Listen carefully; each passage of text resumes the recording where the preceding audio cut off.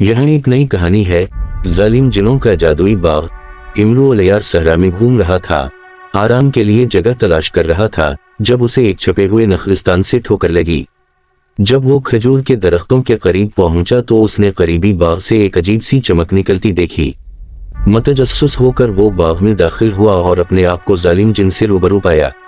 जालिम जिन ने शरारती मुस्कुराहट के साथ कहा, खुश आमदीद इमरू अलैयार, मैं आपका इंतजार कर रहा हूँ।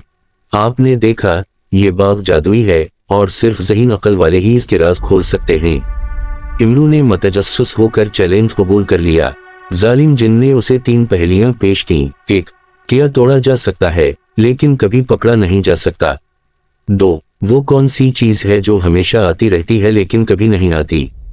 3. वो किस चीज का सर है एकदम लेकिन जिस्म नहीं?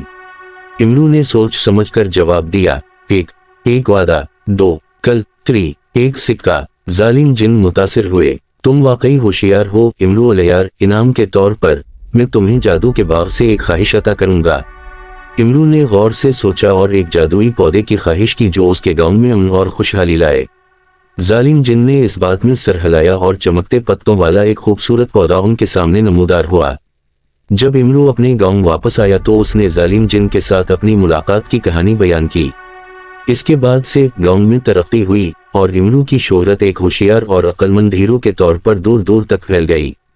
और इस तरह अमर अलैयार और जालिम जिन का अफसाना जारी रहा, जो आने वाली नस्ल को अक्ल, हिकमत और नामालूम के जादू की कहानियों से मुतासिर करता रहा।